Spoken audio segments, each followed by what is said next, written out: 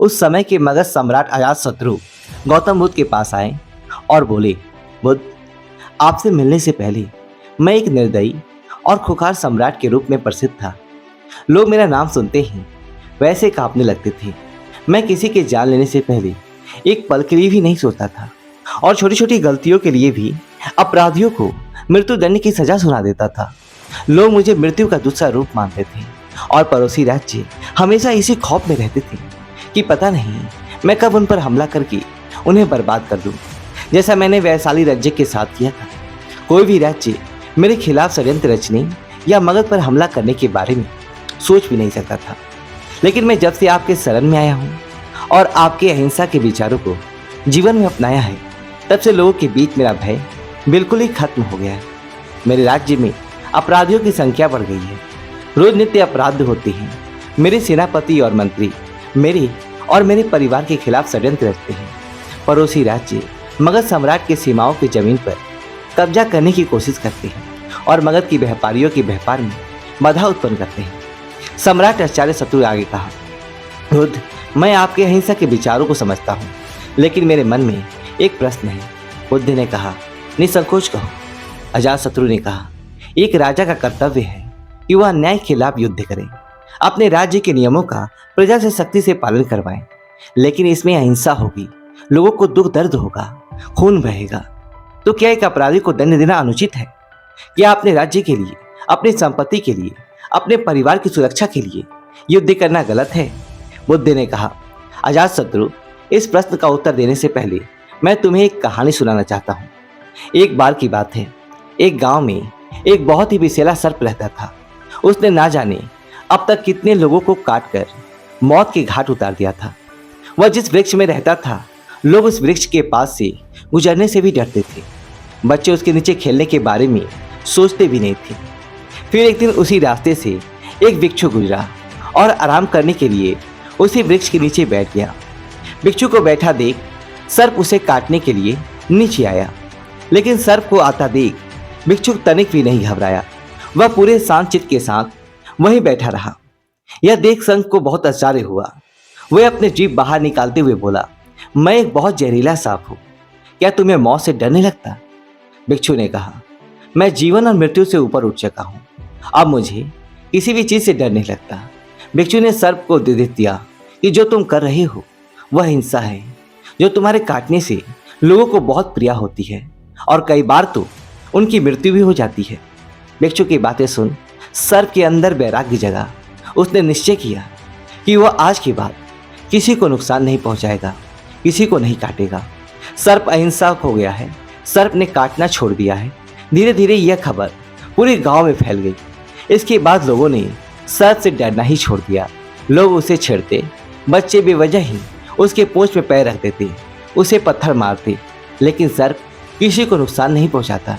उसने कीड़े मकोड़ों को भी खाना छोड़ दिया था। रात में कुछ घास फूस खा लेता और सुबह आक्रमण का सामना करता। भूख और पीड़ा से वह बिल्कुल भी कमजोर हो गया था। उसका शरीर इतना घायल हो गया था कि गांव वाले उसे एक रस्सी से ज्यादा और कुछ नहीं समझते थे। फिर एक दिन वही बिच्छू दोबारा उसी रास्ते से गुजरा। उसने सर्प की दुर्गति देखी तो बड़ा दुखी हुआ। सर्प को ऐसे लगते हुए उसने पूछा, तुम्हारी ये दुर्दशा कैसी हुई? सर्प ने कहा, तुम्हारी बातें सुनने के बाद मेरे अंदर वैराग्य जगा और मैंने काटना छोड़ दिया। यह सुनकर भिक्षु हंसा और बोला, मैंने तुझे काटने से मना किया था, लेकिन तू अपने सर्प स्वभाव से कैसे विमुख हो गया? तुम्हें फुफकार क्यों छोड़ दिया? बुद्ध ने आगे कहा, किसी भी बात की यदि अहिंसा की भी यदि अगर ध्यान से देखें तो हिंसक बन जाती है। अजातशत्रु, अपराधियों में तुम्हारा भय होना चाहिए और उन्हें उनके अपराध की सजा भी मिलनी चाहिए, परंतु ध्यान रहे, न्याय करने वाला अपने निजी शत्रुता के कारण किसी को दंड ना दे, बल्कि अपराधी को उसके अपराध और दुष्कर्मों की सजा ही मिलनी चाहिए। यदि क्रोध, लोभ और ईर्ष्या बीच में आ जाएगी तो न्याय नहीं हो पाएगा। बुराई को भलाई से जीतो। यदि बुराई भलाई पर हावी होने लगी तो मनुष्यता का नाश होगा। यदि बुराई को हटाने के लिए युद्ध भी करना पड़े तो वो भी करो, लेकिन कभी भी उस युद्ध के कारण तुम स्वयं ना बनो। यदि करना ही पड़े तो सिर्फ सही उद्देश्य के लिए करो। अजातशत्रु ने बुद्ध के सामने हाथ जोड़ लिए और कहा, बुद्ध, आपकी इन बातों ने मेरे अंदर के सारे प्रश्न, सारी उथल पुथल को शांत कर दिया है। धन्य हुए भाग्य मेरे जो आप मेरे जीवन में पधारे। इसके बाद अजातशत्रु बुद्ध से आज्ञा ली राजमहल वापस चले जाते हैं।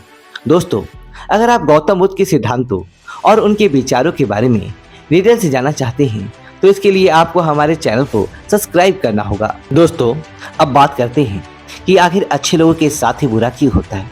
तो इसका उत्तर सर्प और भिक्षु की कहानी में ही छुपा है। जिन्हें लगता है कि वह अच्छे इंसान हैं क्योंकि वह सबकी बात मानते हैं, लोगों को खुश रखने की कोशिश करते हैं, हमेशा खुद ही कॉम्प्रोमाइज कर लेते हैं, सबकी मदद करते हैं, किसी को भला बुरा नहीं कहते, किसी पर गुस्सा नहीं करते, तो असल में ऐसे लोग अच्छे नहीं बल्कि कमजोर और बुज़दिल होते हैं। क्योंकि ऐसे लोग सच के साथ खड़े रहने से डरते हैं। वह लोगों की नज़रों में अच्छा बनने और लोगों से अपनी तारीफ सुनने की कोशिश में गलत होता देखते हुए भी चुप रहते हैं। क्योंकि उन्हें इस बात का डर रहता है कि अगर मैंने कुछ के खिलाफ बोल दिया तो उसे मेरे संबंध खराब हो जाएंगे, मैं उसके नज़रों में एक अच्छा इंसान नहीं रह जाऊंगा। ऐसे लोग अच्छा बनने की कोशिश में लोगों की हाँ में हाँ मिलाते रहते हैं, उनकी चापलूसी करते रहते हैं।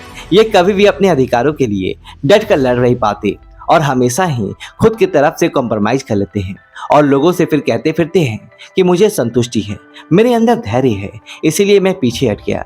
लेकिन असल में ऐसा कुछ नहीं होता। ये बस अपनी बुज़दिली को ढकने और लोगों से सहानुभूति पाने के लिए ये गाना गाते फिरते हैं। ऐसे लोगों को लगता है कि इनकी ऐसी आदतों से लोग इन्हें पसंद करते हैं, इन्हें अच्छा इंसान समझते हैं, इनकी इज्जत करते हैं। लेकिन असल में ऐसा कुछ भी नहीं होता। लोग भले इनके मुख पर कुछ ना बोले लेकिन समझते सब है कि यह इंसान बुज़दिल और कमजोर है, यह अपने विचारों का पक्का नहीं है। और जब यह परिवार को समाज में किसी साहसी और बड़े कामों को करने का समय आता है तो ऐसे लोगों को हमेशा पीछे ही रखा जाता है। इन्हें कोई नहीं पूछता, ये बस अपने आप ही अच्छे बने फिरते हैं। तो फिर एक अच्छा इंसान है कौन? एक अच्छा इंसान वो है जो विनम्र तो है लेकिन गलत के आगे नहीं झुकता। वह कंप्रोमाइज भी करता है लेकिन अपने अधिकारों के लिए डटकर खड़ा भी रहता है, जिसके अंदर सच को सच और झूठ को झूठ बोलने की हिम्मत है। वह बस किसी को खुश करने और उसकी नज़रों में अच्छा बनने के लिए उसकी चापलूसी नहीं करता। उसे इस बात से फर्क नहीं पड़ता कि लोग उसके अच्छा कहेंगे कि खराब। उसे किसी की राय से फर्क नहीं पड़ता क्योंकि वह जानता है कि वह कौन है। उसे किसी से अच्छा इंसान होने का सर्टिफिकेट नहीं चाहिए। वह बस जो सही है और ज़रूरी है वह करता है और खुश रहता है। श्रीमद् भगवद गीता में भगवान श्री कृष्ण ने अर्जुन से कहा था कि जब तक संभव हो सके तो माफ़ कर दो, लेकिन अगर सामने वाला फिर भी ना माने और तुम्हारे धैर्य को तुम्हारी कमजोरी समझ ले तो फिर उसे लड़ने से भी पीछे नहीं हटता है। तो कहने का अर्थ ये है कि किसी के साथ अच्छा या बुरा नहीं होता, बस हर इंसान को उसके द्वारा किए गए कार्यों का परिणाम मिलता है। जो अच्छा होने की दिखावा करता है उसे चापलूसी, गलत के खिलाफ ना खड़े होने, अपने अधिकारों के लिए ना लड़ने, मेहनत ना करने, आसानी से हार मान लेने और सबको खुश करने की कोशिश करने जैसे कार्यों का ही परिणाम मिलता है। और जो स्पष्टवादी है, मेहनती है, जिसने रिस्क लेने की हिम्मत है, जो खुद में भरोसा रखता है, उसे कर्मों का परिणाम मिलता है। और यह जरूरी नहीं है कि किसी कार्य को करना ही कर्म है। मनुष्य की विचार भी उसे कर्म ही, जो कि विचार ही हैं जो अंततः कर्मों में परिवर्तित हो जाते हैं। तो यह विचार रूपी कर्म जो हमें दिखते नहीं, हमें इनका भी फल भोगना ही पड़ता है। तो ज़्यादातर लोग जो इस बात की शिकायत करते रहते हैं कि मैंने तो किसी के साथ गलत नहीं किया, फिर मेरे साथ ये गलत क्यों हो रहा है, तो उनके साथ गलत होने का कारण यह विचार रूपी कर्म ही है जो बाहर से दिखते नहीं है लेकिन हमने अपने विचारों में किए होते हैं। इसीलिए इंसान को सिर्फ बाहर से ही नहीं बल्कि अंदर से भी अपने विचारों से भी अच्छा होना जरूरी है। और जो ऐसा है वह कभी भी अपने भाग्य को नहीं कोसता कि मेरे साथ ये बुरा क्यों हो रहा है, बल्कि वह अपने हर परिस्थिति की जिम्मेदारी खुद लेता है। दोस्तों, उम्मीद है कि आपको यह वीडियो अच्छी लगी तो वीडियो को लाइक करें।